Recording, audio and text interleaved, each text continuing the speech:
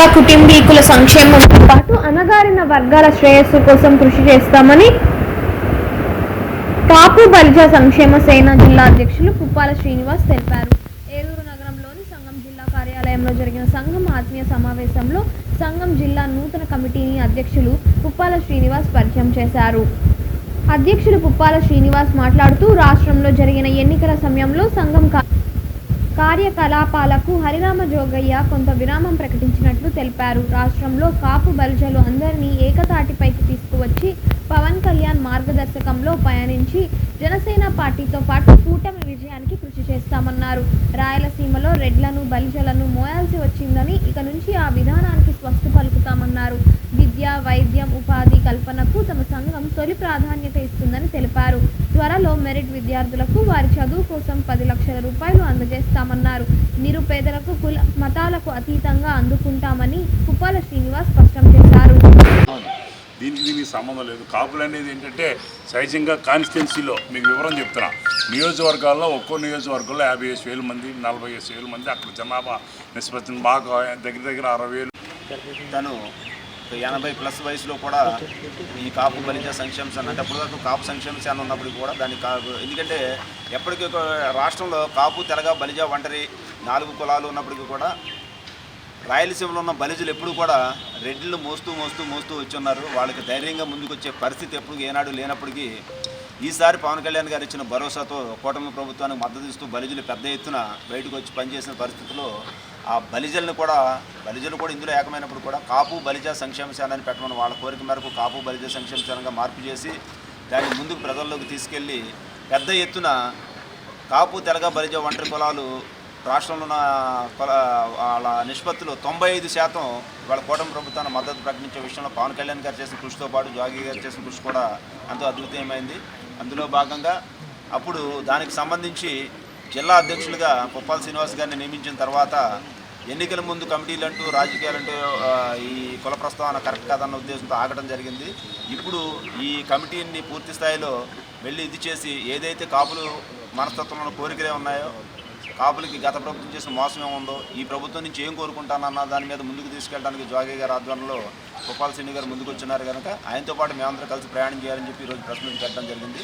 ఈ సమావేశాన్ని ఉద్దేశించి ఎందుకంటే ఎన్నికల ముందు కూడా పవన్ కళ్యాణ్ గారు కూడా ఏదైతే ఈయన మీద జోగి గారి మీద వచ్చిన ఇది ఉన్నప్పటికీ పాలకొల్లో జరిగిన సమావేశానికి జనసేనలో కీలకంగా ఉన్నటువంటి బొలిశెట్టి సత్య గారిని పంపించడం, ఆయన స్టేట్ సెక్రటరీగా ఈ కాపు బలిజ సంక్షేమ సేనలో నియమితులు అవటం, ఆయన ప్రత్యేకించి జోగి గారి కృషిని ఇచ్చేయటం కానీ జనసేన పార్టీలో కీలకంగా ఉండటం కానీ జనసేన పార్టీకి ఈ కాపు బలిజ సంక్షేమ సేనకి మధ్యన అనుసంధానం చేస్తూ బొలిశెట్టి సత్య గారు ఉన్నారు. వారికి కూడా ఈ సందర్భంగా మేము ధన్యవాదాలు తెలియజేసుకుంటూ ఈరోజు ఈ సమావేశానికి ఉద్దేశించి ఏదైతే మా జిల్లా అధ్యక్షులు ఉన్నారు పుప్పాల శ్రీనివాస్ గారు ఈరోజు సమావేశాన్ని ముఖ్య ఉద్దేశం కానీ ముందు మేము ఎలా వెళ్ళిపోతున్న అంశాన్ని కానీ ఆయన తెలియజేస్తారు.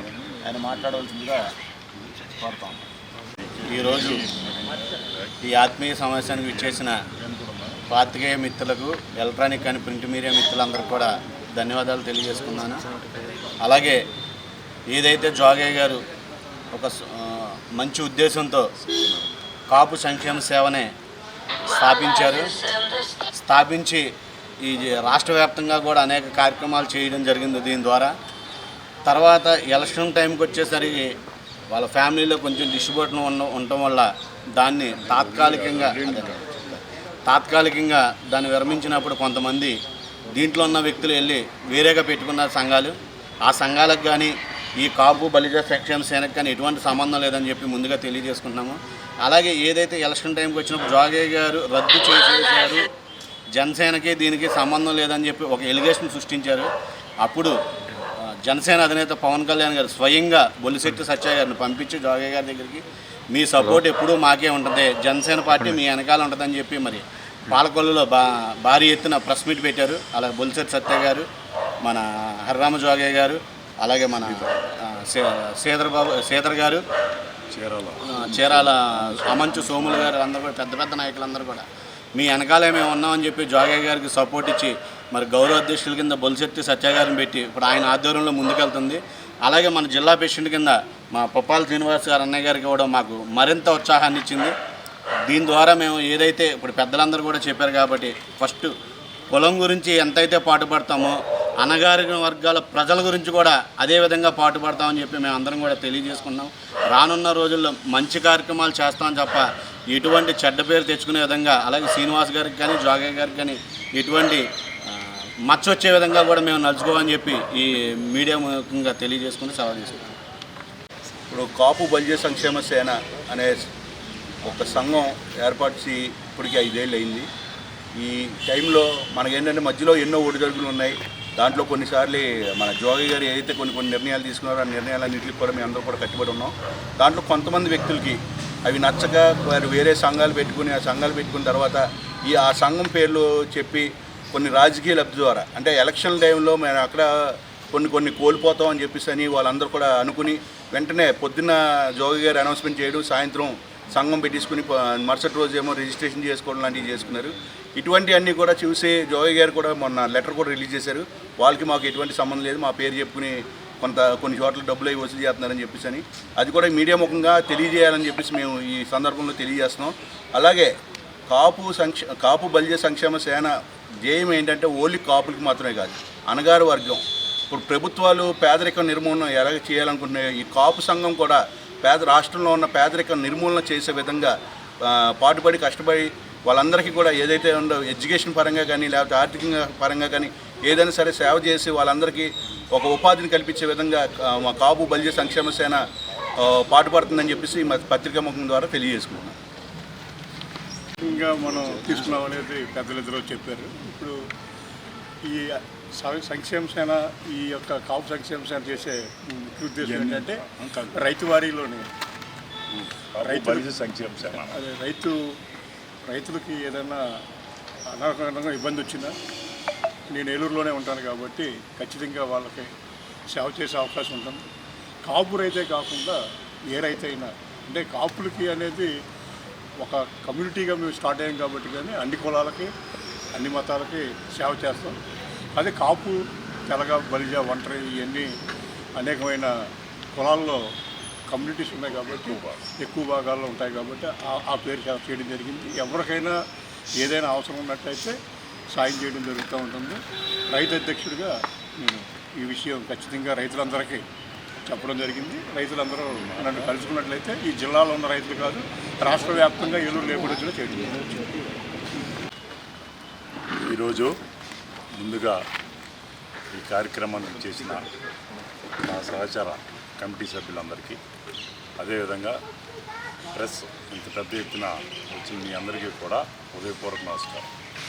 ఈరోజు ఈ ప్రెస్ మీట్ పెట్టడానికి, ఈ ఆత్మీయ సదస్సు పెట్టడానికి కారణం దగ్గర ఆయన ఎలక్షన్ ముందే ఈ కమిటీని వేయటం జరిగింది. ఓ రోజున పాలకొల్లు మేమంతా వెళ్ళాము. అప్పుడు నన్ను ఏలూరు జిల్లా అధ్యక్షుడిగా కాపు బలిజ ఒంటరి కులాల ప్రెసిడెంట్గా ఆయన ఎన్నుకోవటం జరిగింది. దాని భాగంగా ఆయన కొంచెం ఎలక్షన్లో కొంచెం ఇబ్బందికరమైన వాతావరణం వాళ్ళ అబ్బాయి అటు వెళ్ళటం మీద కొంచెం డిస్కరేజ్ అయ్యాడు. అయినా సరే ఆయన జనసేన పార్టీ కష్టపడుతూ ఇది ప్రజల నమ్మకం చూడాలంటే ఏం చేయాలన్న ఆలోచనతో బొలిశెట్టి సత్యనారాయణ గారు జనసేన పార్టీ స్టేట్ సెక్రటరీగా ఉన్నారు. ఆయన్ని ఈ కమిటీకి మొత్తం రాష్ట్ర కమిటీకి గౌరవ అధ్యక్షుడిగా నియమిస్తూ ఆయన ఆ రోజున ఆయన ఆధ్వర్యంలో మా కమిటీ ఏర్పాటు చేయడం జరిగింది. అయితే మరి ఇందాక హరికృష్ణ చెప్పినట్టు అనేకమైన కమిటీలు ఉన్నాయి, కానీ నేను ఎప్పుడు కూడా అన్ని కులాలకి సంబంధించిన వ్యక్తిని. దాంతో నాకు జిల్లాలో కానీ ఎప్పటి నుంచో రాజకీయ అనుభవంగా 40 సంవత్సరాల నుంచి ఉన్నాను.